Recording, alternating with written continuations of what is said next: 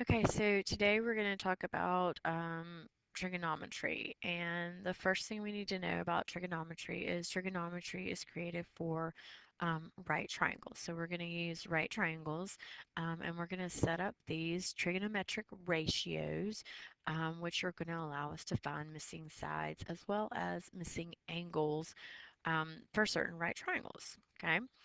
The first thing we need to know is what are the ratios. So the first ratio is the sine, and the sine of angle A is equal to the length of the opposite leg, which is leg A, over the length of the hypotenuse, which is C. So if you look at sine of angle A, it's going to be A, which is the opposite, over hypotenuse, which is C.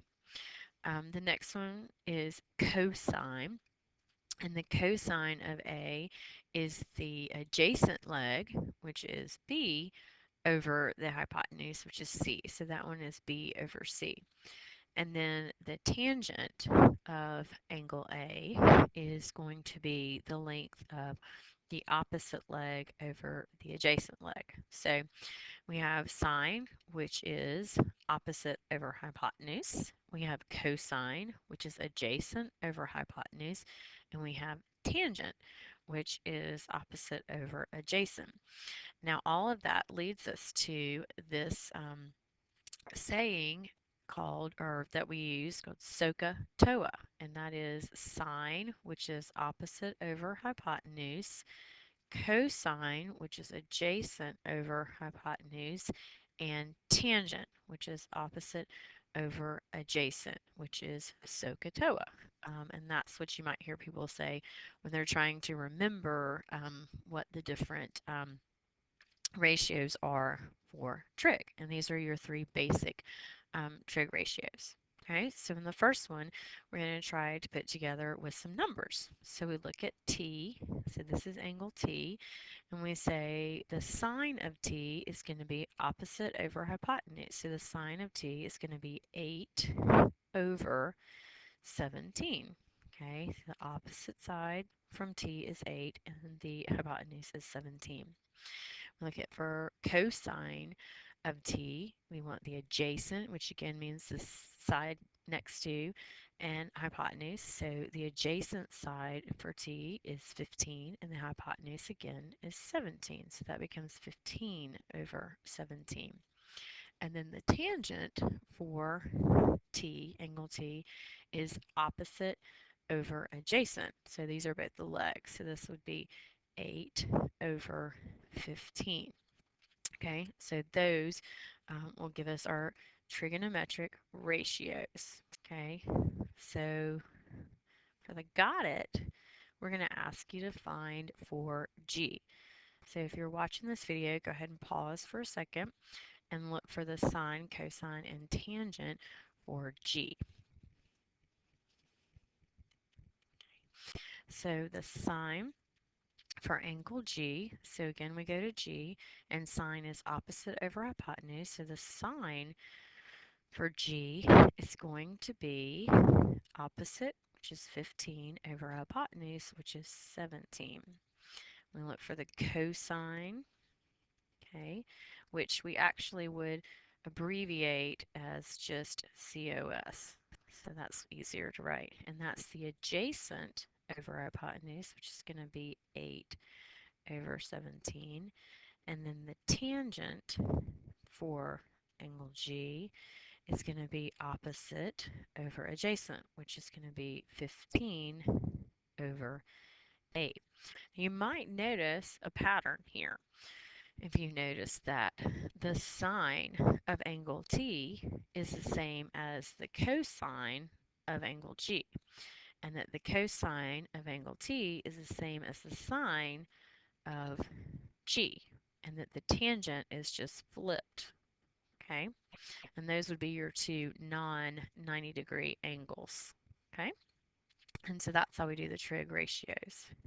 Okay, now once we've set up ratios, we have to figure out why do we want ratios? What's the purpose? So the purpose is so that we can find missing angles inside. So if you look at this one, it reads, in 1990, the Leaning Tower of Pisa was closed to the public due to safety concerns. The tower reopened in 2001 after a 10-year project to reduce its tilt from vertical. Engineers' efforts were successful and resulted in a tilt of 5 degrees, reduced from 5.5 degrees. Suppose someone drops an object from the tower at the height of 150 feet. How far from the base of the tower will the object land? Round to the nearest foot. So basically, they're creating this triangle. So here we are, and here's our right angle, and here's our 5%, and we're 150. So we want to know what's the distance, how far from the base of the tower will it be. So, we're looking for this right here. So we have the angle, we have the adjacent side, and we're looking for the opposite side. So that means we would use tangent because we have opposite over adjacent. So we would say the tangent of 5 degrees, because that's the degrees that's given, is equal to opposite, which is x, because that's what we're looking for, over adjacent. And then you'd solve from there. Now in your calculator, how would you do this? You would actually rearrange the formula so that you would multiply tangent of 5% by 150, right, to get that on one side, and you would actually punch in 150 times, and then you would push the tangent button and then 5 for 5% and enter. And you should get this decimal right here, which rounds to about 13 feet. So when I'm looking for sides, I'm going to either use the sine, cosine, or tangent button on my calculator. Okay, and these buttons, sine, cosine, and tangent, precede the angle degree, whatever the angle's degree measurement is. Okay, so let's go ahead and try a couple in the got it, put them in our calculator and see what we come up with. First thing you want to do is from the angle, you want to notice what do I have? Do I have the opposite side, the adjacent side, or do I have the hypotenuse? In A, we notice that from 54, we're looking for the opposite side and we have the hypotenuse. So we would say opposite over hypotenuse is sine. So we would use the sine of 54 degrees equals, and we would say opposite, which is W, over 17. And punch that in our calculator. And if you do punch that in your calculator, you should get W is about 13.8. For this one, for B, we would say from 28, we have the opposite leg, and we're looking for the adjacent leg. So for this one, we would use tangent. So we would say the tangent of 28 degrees is equal to opposite, which is 1.0, over W, which is what we're looking for. Punch that one in your calculator, you should get that W is about 1.9. And last but certainly not least, we're looking at 33. And for 33, we have the hypotenuse, and we're looking for the adjacent side. So that would give us the cosine of 33 degrees is going to be equal to, and it's adjacent, which is W, over hypotenuse, which is 4.5. And if you punch that into your calculator, hopefully you'll get something close to 3.8. Okay? Now, when we look at the next one, this one, a section of Filbert Street in San Francisco rises at an angle of 17%. We're talking about something that we're going to have to draw, because we know that if you start here, Filbert Street is going to rise 17%. Okay, so if I have my little stick figure and he's standing at the bottom, he's going to begin to walk up this Filbert Street. And it looks like he's going to walk up the street for 150 feet. So we're going to walk 150 feet up the street. The question is, if you do that, if you walk up 150 feet, how far will you be from where you started? Vertically, what's going to be your vertical rise? So Once I get there to the top of this mountain or this street, if you will, I want to know exactly how far from vertically, how far from where I started. So here we have 17%, 150 feet, and we're looking for this height right here. Okay, so from 17%, we have the hypotenuse and we're looking for the opposite. So for this one, I would say the sine, right, of 17% is equal to x, which is whatever the vertical rise is, over 150 feet, which is what my journey was up this path. And after we put that into our calculator, we should get about 44 feet above or higher, more elevated vertically from where I started. Now, sine, cosine, and tangent works great when you have the angle. However, when you need the angle, so we now have sides and we're looking for the angle. What is the angle? We're going to use either the inverse sine, the inverse cosine, or the inverse tangent. And those buttons are also on your calculator, and generally you have to hit second sine, and that gives you the inverse sine. That's usually where that button is. So check your calculator and see exactly how you get to these buttons right here: inverse sine, inverse cosine, and inverse tangent. Okay, for this one it says, what is the measure of angle x? So x is what I'm looking for, and the given sides I have are the opposite side and the adjacent side. So if I mean, excuse me, opposite side and the hypotenuse. So opposite and hypotenuse is equal to sine. So I'm going to use the inverse sine to find that angle. So the measure of angle x is going to equal the inverse sine of the opposite, which is 6, over 10. Okay, so I'm going to put in inverse sine in my calculator. I'm going to say sine inverse, and then I'm going to say 6 divided by 10.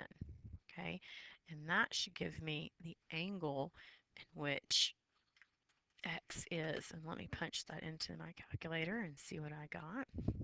So second sine for my calculator, and then I'll say 6 divided by 10, and that gives me about 37 degrees.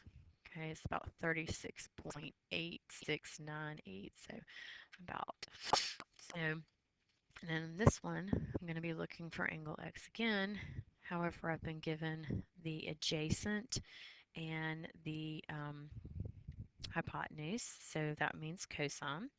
So the measure of angle x is going to be equal to the inverse cosine of adjacent, which is 15 over 20.